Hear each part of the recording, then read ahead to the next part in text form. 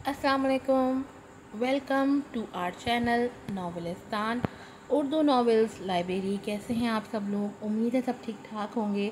आप लोग अच्छे अच्छे रिव्यूज़ नहीं दे रहे हैं, लेकिन फिर भी मैं टाइम पे एपिसोड लेकर आ गई हूँ। आज आपके लिए लेकर आई हूँ नॉवेल जाने जागीर। राइटर हैं इसकी उरूज। जल्दी से जाकर अच्छे अच्छे से रिव्यूज़ दें, जल्दी से जाकर चैनल को सब्सक्राइब करें, वीडियो को लाइक कीजिएगा, शेयर कीजिएगा, बेल आइकन को ज़रूर प्रेस कीजिएगा ताकि तमाम एपिसोड्स की नोटिफिकेशन आपको वक्त पर मिल सके। बढ़ते हैं एपिसोड की तरफ। नॉवेल है जाने जागीर, राइटर हैं उरूज, किस्त नंबर है 4। Good morning sir. वो सूट बूट पहने, बालों को अच्छे से सेट किए, एक हाथ पैंट की जेब में डाले, चेहरे पे ढेरों संजीदगी लिए ऑफिस में दाखिल हुआ तो सबने उसे उठ के अदब से गुड मॉर्निंग कहा। वो सर के इशारे से जवाब देता नाक की सीध में चलते सीधे अपने ऑफिस रूम में घुस गया।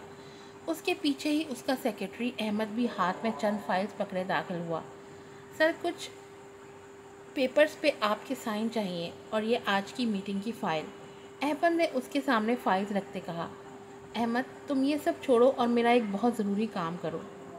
मैं तुम्हें एक गाड़ी का नंबर भेज रहा हूँ। 2 घंटे के अंदर अंदर मुझे सारी डिटेल चाहिए कि वो किसकी गाड़ी है, कौन है वो, क्या करता है, कहाँ रहता है, और उसके साथ साथ उसकी पूरी फैमिली की भी डिटेल मुझे ठीक 2 घंटे बाद यहाँ अपनी टेबल पे मौजूद चाहिए।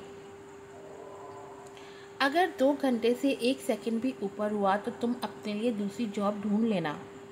राइट फ़ोन पे गाड़ी का नंबर उसे भेजते सख्त लहजे में कहता फाइल खोल के पढ़ने लगा, जिसका मतलब था अब तुम जा सकते हो।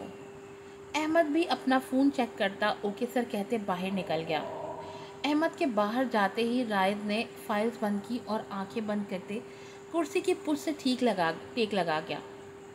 बंद आंखों के सामने सुरमई आंखें लहरा गईं, जिसकी वजह से उसके लबों पे एक दिलकश मुस्कुराहट आ गई। वो बेचैनी से बैठा अहमद का इंतज़ार कर रहा था। उसे गए 1.5 घंटा हो चुका था और इस 1.5 घंटे में हर 1 मिनट बाद रायद की नज़रें दरवाजे की तरफ उठ रही थीं। वो टांग पर टांग चढ़ाए अस्तराबी कैफियत में एक पाँव मुसलसल हिला रहा था। मज़ीद 5 मिनट गुजरे थे जब अहमद हाथ में एक फ़ाइल पकड़े रूम में दाखिल हुआ। इतनी देर लगा दी तुमने? उसके आते ही रायद फ़ौरन सीधा हुआ। सर, अभी तो 2 घंटे भी नहीं हुए, मैं तो टाइम से पहले ही आ गया हूँ। अहमद ने उसकी इत्तला में इजाफा किया तो रायद ने उसे घूरा। फालतू बातें मत करो और मुझे सारी डिटेल दो। रायद ज़रा तेज़ लहजे में बोला तो अहमद ने गड़बड़ा के फ़ाइल खोल के उसके सामने रख दी।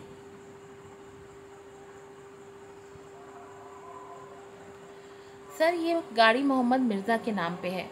मिर्ज़ा साहब का अपना इंपोर्ट एक्सपोर्ट का बिजनेस है। उनकी ज़्यादा बड़ी फैमिली नहीं है, 2 बच्चे हैं।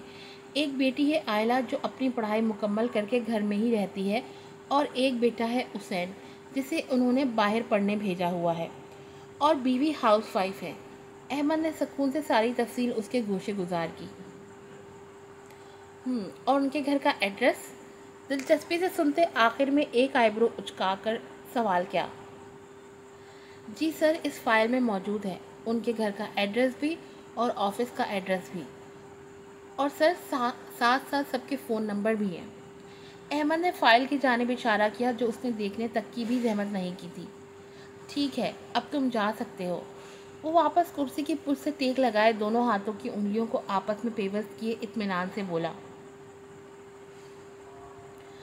सर, जो फाइल्स पे साइन करने थे वो। मैंने कहा जा सकते हो, उसने सपाट अंदाज में कहा तो अहमद हाँ में सर हिलाता बाहर निकल गया। उसके बाहर जाते ही रायद ने हाथ बढ़ा के वो फाइल उठाई और एक एक लफ्ज़ गौर से पढ़ने लगा, मगर जहाँ उसकी ज़बान रखी थी वो थी लफ्ज़ आयला पर। कितनी ही देर तक वो आयला का नाम दोहराता रहा, फिर खुद ही अपनी हालत पे मुस्कुराता सर झटक के दूसरी जानिब मुतवज्जा हो गया।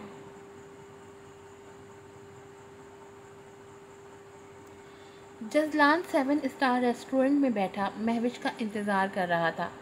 ये उसका फेवरेट रेस्टोरेंट था जहाँ वो अक्सर आता जाता रहता था। रश से अलग रेस्टोरेंट के बैक साइड पे पूल के साथ शानदार सी मेज़ और कुर्सियाँ रखी थीं। جو صرف اور صرف جزلان خان کے لیے ہوتی تھیں۔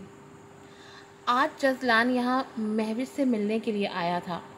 اس نے فون کر کے مہوش سے ملنے کا پوچھا تھا، اور جیسے مہوش تو اسی انتظار میں بیٹھی تھی۔ یہاں جزلان نے پوچھا، وہاں مہوش نے ہاں کی۔ جزلان اپنے آدمی کو بھیجنا چاہتا تھا اسے لانے، لیکن اس نے انکار کر دیا اور جزلان سے لوکیشن پوچھ کے خود ہی آ رہی تھی۔ مہوش ایک مڈل کلاس فیملی سے تعلق رکھتی تھی، جس کی وجہ سے وہ نہیں چاہتی تھی کہ اس کے گھر والوں کو پتہ چلے کہ وہ کسی لڑکے سے ملنے جا رہی ہے، تبھی خاموشی سے اپنے گھر سے نکلی تھی۔ جزلان یہاں پچھلے آدھے گھنٹے سے بیٹھا مہوش کا انتظار کر رہا تھا۔ اسے انتظار کرنا سخت ناپسند تھا، مگر یہ اس کی مجبوری تھی کہ اسے انتظار کرنا پڑ رہا تھا۔ وہ ایسے ہی تو مہوش جیسی حسین دوشیزہ کو ہاتھ سے جانے تو نہیں دے سکتا تھا۔ وہ اپنے فون میں مصروف تھا جب مہوش کو اس کا گارڈ وہاں چھوڑ کے گیا۔ اس نے کچھ گارڈ دروازے پہ ہی کھڑے کر دیے تھے تاکہ اگر مہوش آئے تو کوئی اسے روکے نہیں اور وہ آسانی سے اس کے پاس آ جائے۔ سوری، مجھے دیر ہو گئی، وہ معذرت خواہ لہجے میں کہتی اس کے سامنے کھڑی ہوئی۔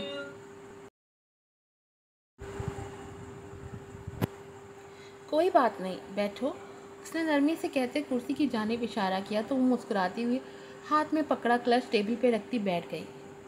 کوئی مسئلہ تو نہیں ہوا نا تمہیں یہاں تک پہنچنے میں؟ جزلان نے مصنوعی فکر مندی سے پوچھا۔ تھوڑا سا ہوا تھا، مہوش انگوٹھے اور انگلی کے درمیان فاصلہ اسے دکھاتی آنکھیں چھوٹی کیے بولی تو وہ ہنس دیا۔ میں نے تو کہا تھا گاڑی بھیج دیتا ہوں، مگر تم نے ہی منع کروا دیا۔ وہ آپ جناب کا تکلف بھول کے دوستانہ انداز میں بولا۔ اصل میں جس محلے میں رہتی ہوں، اگر وہاں مجھے لینے ایک شاندار سی گاڑی آتی تو سب لوگ طرح طرح کی باتیں کرتے۔ وہ دھیرے سے مسکرائی۔ میں سمجھ سکتا ہوں، جزلان نے ایک اچھے انسان کی طرح کہا۔ کچھ آرڈر کریں؟ اس نے مینیو کارڈ اس کے سامنے کیا تو مہوش نے جھجکتے ہوئے پڑھنا شروع کیا۔ وہاں ہر چیز ہی بہت مہنگی تھی، اسے تو سمجھ ہی نہیں آ رہا تھا کہ وہ کیا منگوائے، اس لیے اپنے لیے بس سینڈوچ ہی منگوا لیا۔ آرڈر دینے کے بعد جزلان نے تذبذب سے لب چباتی مہوش کو گہری نظروں سے دیکھا۔ وہ بار بار کچھ کہنے کے لیے منہ کھولتی اور پھر واپس بند کر لیتی۔ شاید وہ کچھ کہنا چاہتی تھی مگر کہہ نہیں پا رہی تھی۔ کیا بات ہے، تم کچھ کہنا چاہتی ہو؟ جزلان کے پوچھنے پہ اس نے جھجکتے ہوئے اپنی بات شروع کی۔ وہ ہماری یونی میں ایک لڑکی ہے، وہ آپ کے بارے میں کچھ الٹی سیدھی باتیں کر رہی تھی۔ مہوش صبح ہی احمل کی باتیں سننے کے بعد تھوڑی پریشان ہو گئی تھی، اس لیے اب اس نے اس بارے میں سیدھے جزلان سے ہی بات کرنے کا سوچا تھا۔ کیا کہہ رہی تھی؟ وہ سکون سے بولا، یہی کہ آپ ٹھیک انسان نہیں ہیں، جیسا آپ ہمیں دکھاتے ہیں ویسے آپ ہیں نہیں، اور آپ نے بہت سی لڑکیوں کی زندگی بھی برباد کی ہے۔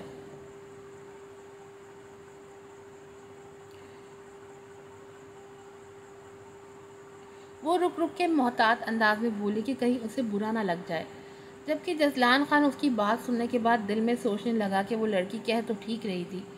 تو تم بتاؤ، تمہیں میں کیسا لگتا ہوں؟ کیا تمہیں لگتا ہے جیسا اس لڑکی نے کہا میں ویسا ہی ہوں؟ جزلان نے ڈھیروں معصومیت چہرے پہ سجائے پوچھا۔ اسے فرق نہیں پڑتا تھا کہ لوگ اس کے بارے میں کیا بات کر رہے ہیں، اس کے بہت سے دشمن تھے، کوئی بھی اسے نیچا دکھانے کے لیے یہ بات کر سکتا تھا، مگر جزلان خان بھی اپنے نام کا ایک تھا۔ اس نے لوگوں کے سامنے اپنی امیج اتنی اچھی بنائی ہوئی تھی کہ اس کے سپورٹرز ہمیشہ بڑھتے ہی تھے۔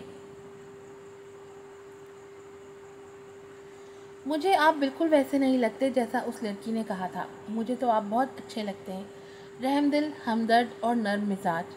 مہوش نے دل سے اس کی تعریف کی۔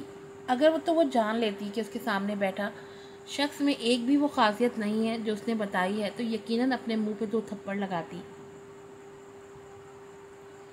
اس کی بات سنتے جزلان کا دل کہکا لگانے کا چاہا۔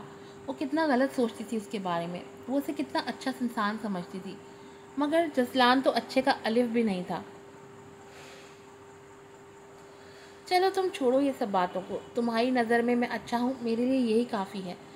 جسلان نے پہلا پتا پھینکتے ہوئے ہلکے سے ٹیبل پہ رکھا اس کا ہاتھ تھپتھپایا، جس پہ پہلے تو مہوش چوکی پھر ایک شرمیلی مسکان کے ساتھ سر جھکا گئی۔ ویسے سچ کہوں، جب تمہیں پہلی بار وہاں سڑک پہ کھڑا دیکھا تھا تبھی تم مجھے بہت اچھی لگی تھی۔ سادہ سے حلیے میں تم انتہائی خوبصورت لگ رہی تھی۔ جسلان نے اس کے ہاتھ پہ اپنا ہاتھ رکھتے گمبھیر لہجے میں تیر چلایا تھا، جو مہوش کے شرمیلے تاثرات سے یہ بات اس پہ واضح کر گیا تھا کہ تیر ایک دم نشانے پہ لگا ہے۔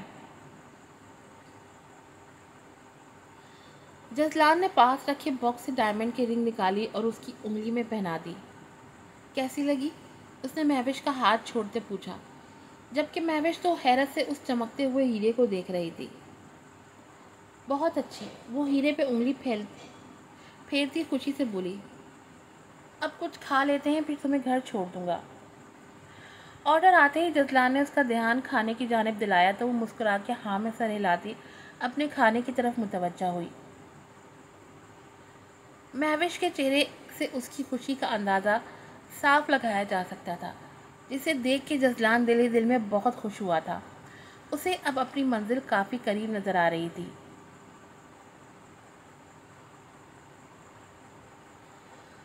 نوال، نور بیگم دھیرے سے کمرے کا دروازہ کھولتی اندر آئیں تو وہ اوندھے منہ لیٹی ہوئی تھی۔ نوال، تمہارے بابا نے کہا ہے آج رات کو تمہیں لڑکے والے دیکھنے آئیں گے تو تیار رہنا۔ نور بیگم دروازے پہ کھڑے ہی بولیں، جس پہ نوال ایک جھٹکے سے سیدھی ہوتی، آنکھوں میں ڈھیروں آنسو اور بے یقینی لیے انہیں دیکھ گئی۔ میں تمہارے لیے کچھ کھانے کو بھیج دیتی ہوں، تم نے صبح کا ناشتہ کیا ہوا ہے صرف، پہلے کچھ کھا لو، اس کے بعد تیار ہو جانا۔ نور بیگم اس سے نظریں چراتی کمرے سے نکل گئیں۔ وہ جانتی تھی کہ نوال ابھی شادی نہیں کرنا چاہتی، مگر وہ یہ نہیں جانتی تھی کہ اس کے پیچھے وجہ کیا ہے، اور نہ ہی انہوں نے کبھی اس سے پوچھنے کی کوشش کی تھی۔ ان کے لیے صرف نوال کی خوشی اور اس کے چہرے کی مسکراہٹ ضروری تھی۔ باپ بھائی کا پیار تو اسے ملا نہیں تھا، مگر انہوں نے ہمیشہ نوال کو سینے سے لگا کے رکھا تھا۔ وہ اسے ایسے روتے نہیں دیکھ سکتی تھیں۔ انہوں نے ہمیشہ کوشش کی تھی کہ نوال کی آنکھوں میں آنسو نہ آئے، مگر ہر کوشش کامیاب نہیں ہوتی۔ وہ یہ بھی نہیں جانتی تھی۔ بچپن سے ہی انہوں نے نوال کو سب سے زیادہ پیار کیا تھا۔ اسے باپ بھائی کے پیار کی کمی محسوس نہ ہو، اس لیے وہ ہر وقت اس کے ساتھ رہتی تھی۔ مگر وہ جانتی تھی کہ انسان کو ہر رشتے کا پیار چاہیے ہوتا ہے۔ ماں چاہے اپنی اولاد کو کتنا بھی پیار کر لے، لیکن باپ باپ ہی ہوتا ہے، اس کے پیار کا مقابلہ کوئی نہیں کر سکتا۔ انہوں نے بہت بار تراب صاحب سے اس بارے میں بات بھی کی تھی کہ بھلے وہ نوال کو وقت نہیں دیتے، بھلے وہ اس کی کسی چیز کا ہوش نہیں رکھتے، مگر جب نوال پیار سے بابا پکارتی ہے تو ایک بار ہی صحیح اس کی طرف پیار سے دیکھ لیں، پیار سے اس کے سر پہ ہاتھ رکھ دیں۔ مگر تراب صاحب کا تو جیسے خون سفید ہو گیا تھا۔ ان کے چاہتے ہی نوال نے تیزی سے تکیے کے نیچے سے فون نکالا اور حسام کو ملایا۔ ہیلو، 2 بیل کے بعد ہی فون اٹھا لیا گیا تھا۔ حسام، بابا میری شادی کر رہے ہیں، انہوں نے آج لڑکے والوں کو بلایا ہے۔ میں یہ شادی نہیں کر سکتی، میں مر جاؤں گی حسام آپ کے بغیر، میں نہیں کر پاؤں گی کسی اور سے شادی۔ نوال ہچکیوں کے بیچ بڑی مشکل سے اپنی بات مکمل کرتی زاروں قطار رو دی۔ اس کے رونے کی آواز سنتے حسام کا دل ڈوبنے لگا تھا، جبکہ اس کی شادی کا سنتے اس کا دل مانو جیسے کسی نے مٹھی میں جکڑ لیا ہو۔ نوال تم رو نہیں، میں ہوں نا، میں کچھ کرتا ہوں، تم فکر نہیں کرو، بس مجھے یہ بتاؤ کون لوگ ہیں وہ جو آج آنے والے ہیں۔ حسام پریشانی سے بالوں میں ہاتھ پھیرتے استفسار کرنے لگا۔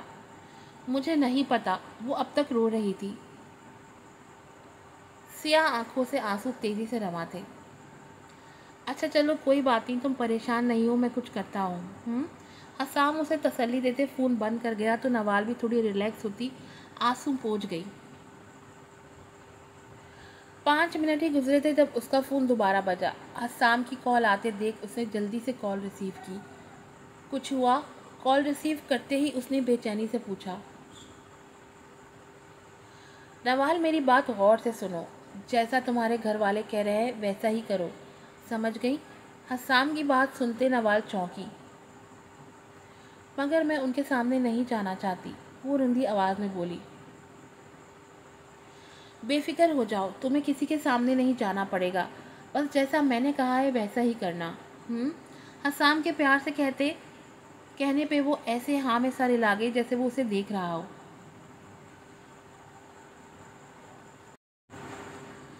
چھوٹی چھوٹی باتوں پہ تمہیں پریشان ہونے کی ضرورت نہیں ہے، میں ہوں نا یہاں، سب سنبھال لوں گا، تمہیں کسی اور کا ہونے نہیں دوں گا۔